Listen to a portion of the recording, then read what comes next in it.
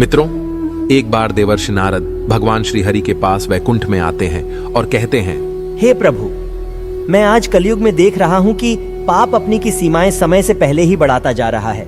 मनुष्य के छोटे छोटे बच्चे भी अब क्रूर, निर्दयी और अपराधी बनते जा रहे हैं। हे प्रभु, मैं जानना चाहता हूँ कि आखिर किस आयु तक किए जाने वाले पापों को क्षमा कर दिया जाता है। तब भगवान श्री हरि कहते हैं, हे नारद, आपने कलयुगीन मनुष्यों के कल्याण हेतु अत्यंत महत्वपूर्ण प्रश्न किए हैं। यह बात सत्य है कि किसी भी प्राणी के द्वारा किए जाने वाले अपराधों को उसकी एक निश्चित आयु तक स्वयं मृत्यु के देवता यमराज क्षमा करते हैं, और धर्मशास्त्रों के अनुसार जब तक प्राणी का शिशु नाबालिग होता है तब तक उसके अपराधों को क्षमा किया जा सकता है। हे देवर्षि नारद, अब मैं आपको इसी विषय में एक कथा सुनाता हूं, जिससे आपको आपके सभी प्रश्नों के उत्तर मिल जाएंगे। आप इस कथा को ध्यानपूर्वक पूरा अवश्य सुने और मनुष्यों के कल्याण हेतु इसका प्रसार अवश्य ही करें।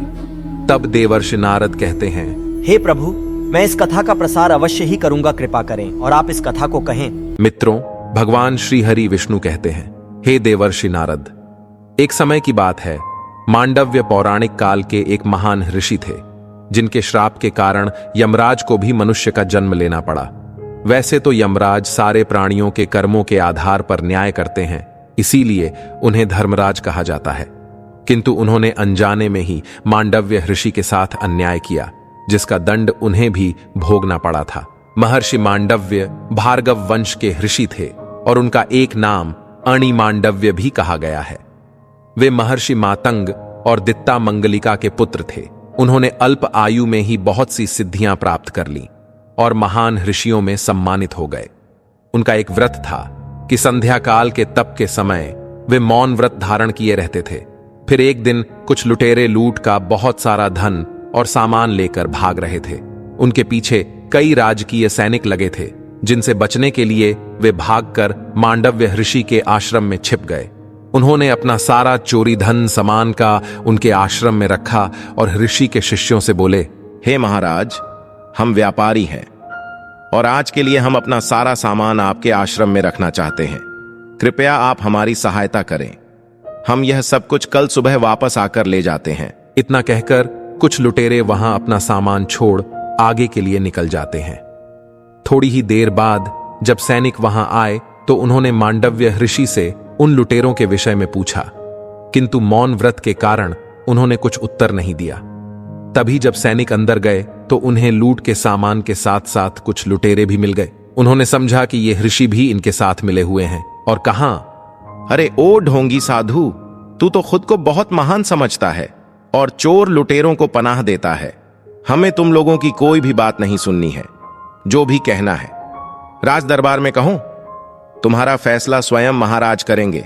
इतना कहकर वे लुटेरों के साथ ऋषि को भी पकड़कर ले गए और राजा के सामने प्रस्तुत किया। मित्रों, भगवान श्री हरि विष्णु कहते हैं, हे देवर्षि नारद, राजा ने भी उनसे प्रश्न किया और कहा, हे साधु, बताओ तुम्हारा और इन चोरों के बीच क्या क्या संबंध है और ये लोग आपके आश्रम पर क्या कर रहे हैं? तब एक शिष्य ने बोला, महाराज, ये लोग व्यापारी हैं। ऐसा कहकर हमारे आश्रम में आज की रात गुजारने वाले थे और महर्षि मौन व्रत धारण किए हैं। तब राजा ने शिष्य की बात को अनसुना करते हुए फिर से साधु से पूछा, किंतु मौन व्रत होने के कारण मांडव्य ऋषि कुछ नहीं बोले। राजा ने इसे उनकी स्वीकृति समझा और सभी लुटेरों के साथ उन्हें भी सूली पर चढ़ाने का आदेश दे दिया। सूली पर चढ़ाने से अन्य लुटेरे तो क्षण भर में ही मर गए, किंतु मांडव्य ऋषि अपने तप के बल पर कई दिनों तक बिना खाए पिए जीवित रहे। शूल के अग्रभाग को अणि कहते हैं और तभी से वे अणि मांडव्य नाम से भी प्रसिद्ध हुए। जब राजा को इस चमत्कार के बारे में पता चला तो वे स्वयं नंगे पांव महर्षि के पास आए और उन्हें सूली पर से उतारा। फिर उन्होंने महर्षि से बारंबार क्षमा मांगी। मांडव्य ऋषि ने यह सोचकर उसे क्षमा कर दिया कि राजा ने तो परिस्थितियों के अनुसार न्याय किया है, और वे चुपचाप वहां से चले गए। वे चले तो गए, किंतु एक बात उन्हें खाए जा रही थी कि उन्होंने कभी कोई पाप नहीं किया, फिर भी किस कारण उन्हें ऐसा दंड भोगना पड़ा। इसका कारण जानने के लिए वे अपने तपोबल से यमपुरी में जा पहुंचे, जहां यमराज ने उनका स्वागत किया। मांडव्य ऋषि ने यमराज से पूछा, हे धर्मराज, मुझे याद नहीं आ रहा है कि मैंने कभी कोई अपराध किया हो, तो फिर किस पाप के कारण मुझे यह ऐसा घोर दंड भोगना पड़ा। अतः चाहकर भी मुझे मृत्यु की प्राप्ति न हो सकी। इस पर यमराज ने कहा, हे महर्षि, बालपन में आपने पतंगों के पृष्ठ भाग में सुई को घुसा दिया था। तब आपने भी उन्हें मारा तो नहीं था, किंतु उन्हें मृत्यु से भी अधिक यातनाओं से पीड़ित किया था, जिस कारण से आपको यह दंड भोगना पड़ा। जिस प्रकार छोटे से पुण्य का भी बहुत फल प्राप्त होता है, ठीक उसी प्रकार छोटे से पाप का भी फल अधिक ही मिलता है। यह सुनकर मांडव्य ऋषि ने यमराज से पूछा, मैंने यह अपराध किस आयु में किया था? तब यमराज ने उन्हें बताया कि उन्होंने ये कार्य 12 वर्ष की आयु में किया था। इस पर मांडव्य अत्यंत क्रोधित हो यमराज से बोले, हे धर्मराज, शास्त्रों के अनुसार मनुष्य द्वारा 12 वर्ष तक किए कार्य को अपराध की श्रेणी में नहीं रखा जा सकता, क्योंकि उस आयु में उन्हें पाप पुण्य का ज्ञान नहीं होता। किंतु तुमने बालपन में किए गए मेरे अपराध के कारण मुझे इतना बड़ा दंड दिया। इसीलिए हे धर्मराज, अपने तपोबल के आधार पर मैं आपको श्राप देता हूं कि तुम मनुष्य योनि में शूद्र वर्ण में एक दासी के गर्भ से जन्मोगे। तब यमराज ने उनसे बहुत प्रार्थना की, तो उन्होंने उन्हें बताया कि अगले जन्म में वे सारे संसार में प्रसिद्ध होंगे। उसके अतिरिक्त मांडव्य ऋषि ने इस मर्यादा को युगों के अनुसार कम होने का बताया है।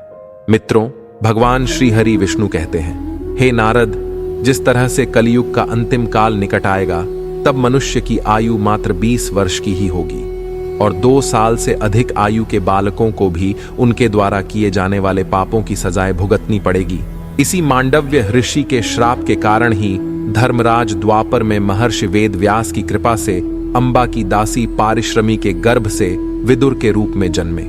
वे अपने काल के महान राजनीतिज्ञ और हस्तिनापुर के महामंत्री बने। मित्रों, भगवान श्री हरि विष्णु कहते हैं, हे देवर्षि नारद, आपके दूसरे प्रश्न के अनुसार आज के समय में मात्र 5 वर्ष तक की आयु के बालक ही अपराधों के लिए क्षमा करने योग्य है।